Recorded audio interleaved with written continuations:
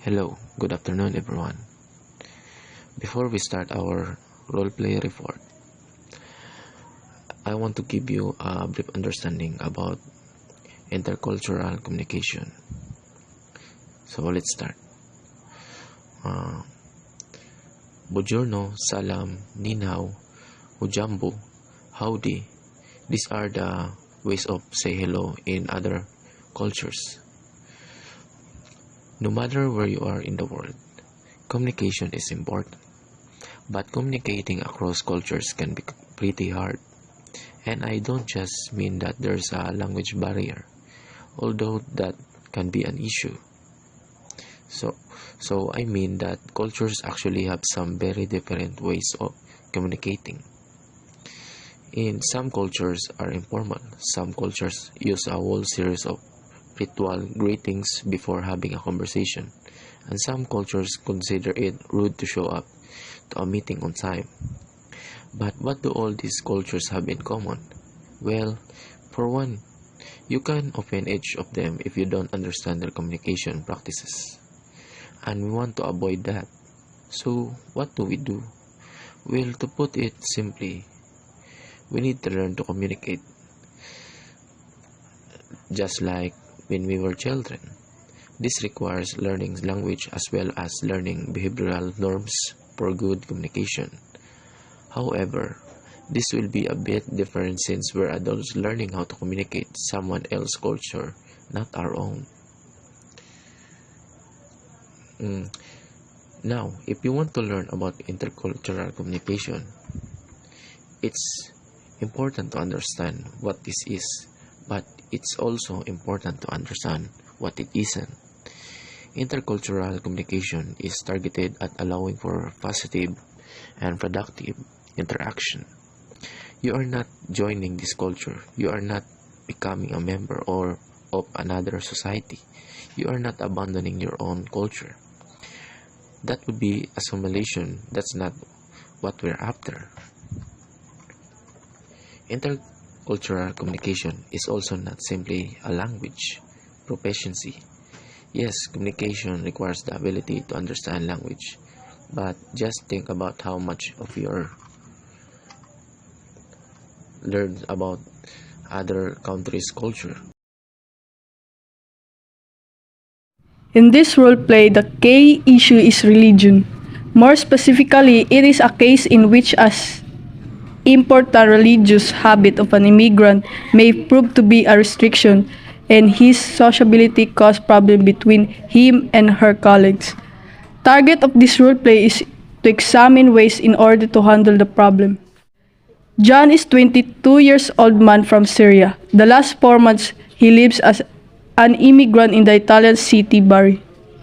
After looking hard for a job, he finally made it, and for the last 2 weeks, he works in a construction company as a builder. He's very pleased with his job and his supervisors. Amalu is also very satisfied. She's trying to bond with her co-workers, although it is not very easy due to language difficulties. In a few days, a big construction that they had been working on is going to be complete, and as the supervisors informed them, they are going to have a party at work at the end of their shift. The problem is that for John, who is Muslim, it is Ramadan. The party is going to be held at 4 p.m. and therefore, John is not allowed to eat or drink anything. He is in a dilemma because he wants to be friendly to his co-workers and also stick to his religious habits. The instructor has to choose 2 volunteers to perform a dialogue. One should be John and the other, his supervisor, is Amalu. The volunteers should be given the role-play script to read for 5 minutes in order to prepare their dialogue and then perform the dialogue. After the dialogue, all the attendants should make their comments and statements. If the target of the role-play is not met, the instructor can assist the procedure. Excuse me, Amalu. I want to talk to you about something important. Okay, Jan, tell me. You see, I am a Muslim. I know, Jan, but I don't see why this is a problem. No, you don't understand. I am a Muslim, and this period for us it is a Ramadan. Ah, Ramadan. I think I have heard about it. It is about Lent. Yes, Ramadan is a period that we are not allowed to eat or drink anything from the morning until the sunset, and because of that, I cannot come to the party. I see. I don't want anyone to misunderstand me. I really want to come, but it is not proper. But it is not fair. You and the other guys have worked very hard for this construction and you deserve a party. Are you sure you cannot make an exception? Please, don't put me in such difficult position. I want to come to the party and I want to get to know the other guys better, but religion is very important to me. Let me ask you something. You said that you are not allowed to eat or drink until the sunset, correct? Yes. Then there is no problem. What do you mean? I mean that we can easily solve the problem. I can arrange the party to start at 6 in the afternoon. Are you sure? Can you do that? Of course I can. We can work it out. Thank you, Amalo. You are very kind. Through this possible dialogue, we can observe that a problem is solved. John does not hesitate to share with his supervisor with his problem. On the other hand, Amalu, the supervisor, listens to John, tries to understand and respect his religious habit. The dialogue might not conclude into the solution of the problem. In any case, trainees have to discuss and analyze the situations. So good afternoon everyone. My name is Janet C. Acosta. So now we will talk about the issue of religion. So what is religion? Anyways, for me, it is a belief in God or gods and the activities that are connected in this belief. So we are talking about the religion. So now we will talk about the man Raul, who is 22 years old and he is from Syria and the immigrant in Italian city. So Syria and Italian city, it has a different cultures and it has a different languages. So Raul is working as a builder in the construction company, and as we know that Raul is a Muslim because he is from Syria. So in this situation, Raul celebrated the Ramadan. So what is Ramadan anyway?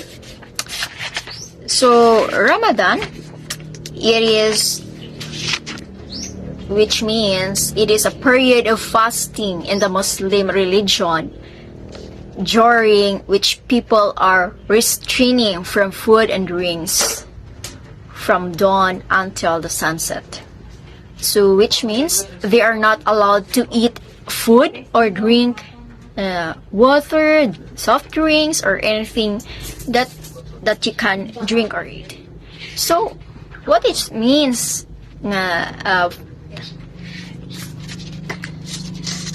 Ramadan, so which means that Italian doesn't celebrate Ramadan.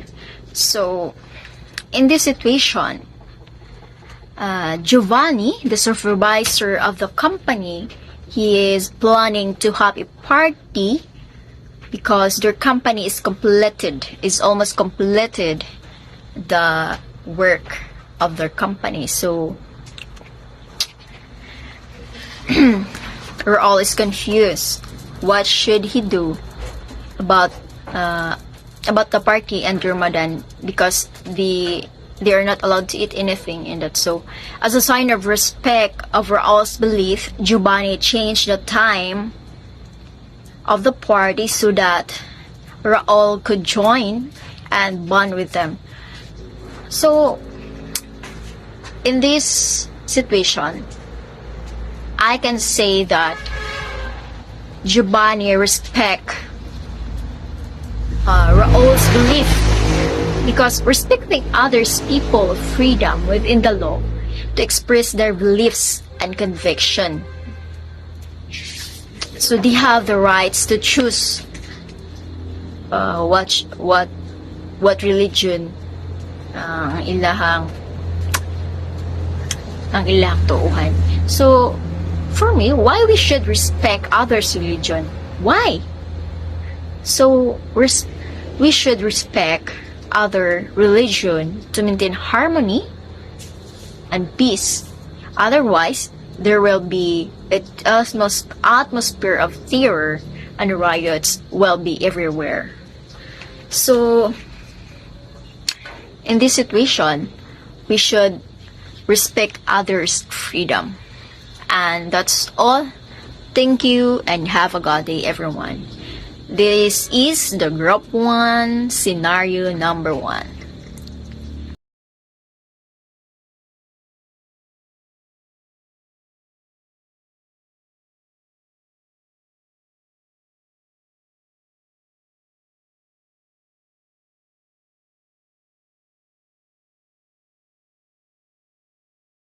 Hey, it's out there. I mean, Texas is hot, but not that hot. Yes, may I offer you something to drink? Sure, that would be great. Why don't you choose something? I must say, Angel, I'm very pleased. The facilities are in great shape. I really didn't see any major problems. Thank you. And operation seems pretty too, but I was thinking we could benefit from a few small changes there. Changes? Angel, I'm a little concerned about the amount of time that some people spend on break. Well, take for the example for prayer room. I've tried to become more familiar with Islam, and I know you pray 5 times a day. I respect that, but it seems like some of the staff stay in here a long time. I'm worried that personnel spend too much time on break. Our productivity might suffer.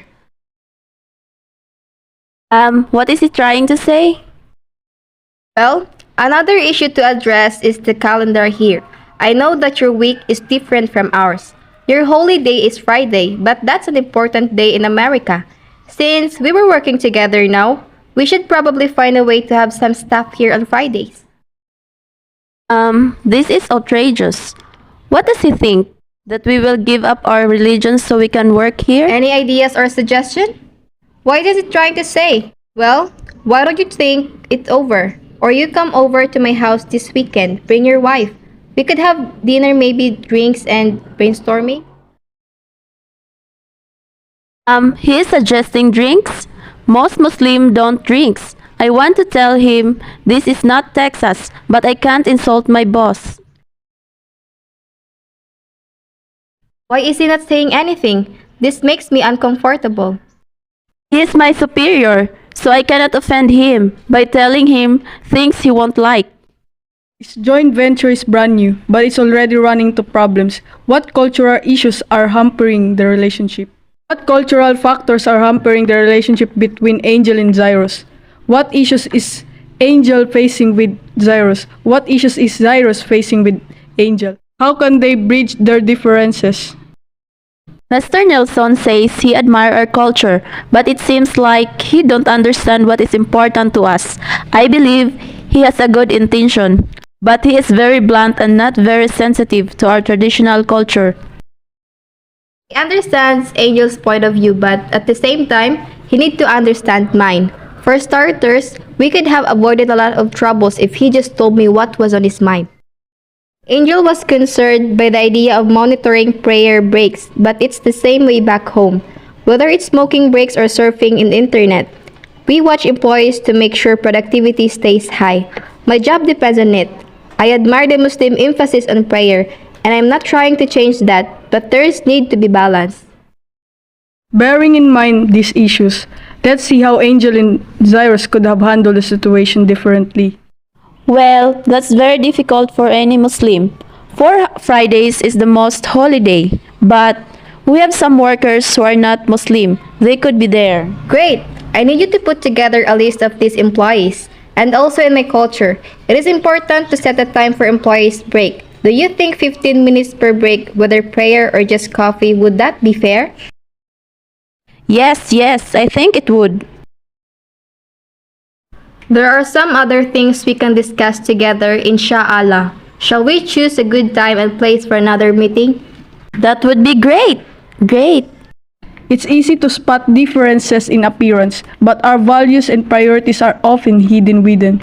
You need to cultivate awareness and sensitivity to understand our world's diverse cultures, such as the Middle East. Good day, everyone, classmates and my teachers.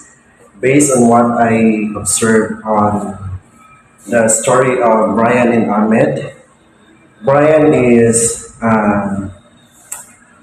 lack of intercultural awareness and intercultural sensitivity.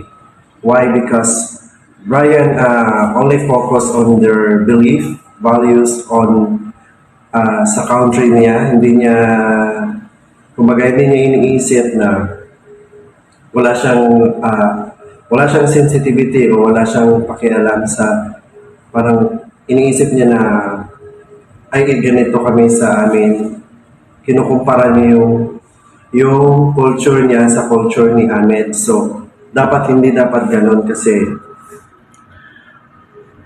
kapag tayo nag-travel sa ibang bansa, dapat aware tayo sa kanilang culture. We give respect to each other to understand their culture, and also dapat si Ahmed mag-open up din siya ng kanyang culture na kung saan hindi rin alam ni Brian ang kanyang ginagawa. So, kumbaga, give and take lang yan eh. Give and take. So, dapat ipaalam mo sa kanya na ganito ang culture namin. So, dapat aware din si Brian doon. Since hindi niya alam kung anong culture meron si Ahmed.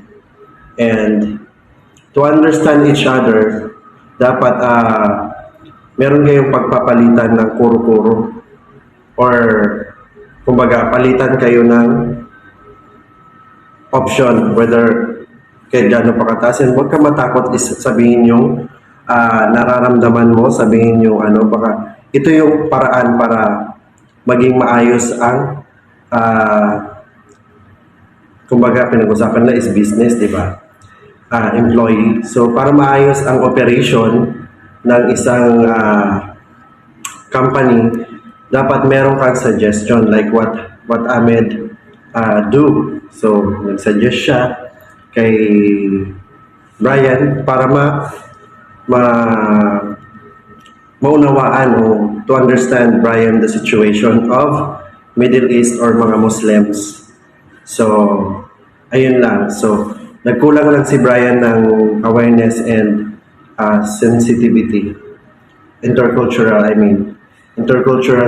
sensitivity and awareness. So, dapat bilang tayo, dapat before we proceed to go in the other countries, first, we know the basic cultural or belief because kailangan natin i-respect. So, para aware tayo, hindi natin ma-misunderstand natin ang tawag nito, ang culture ng ibang lahi.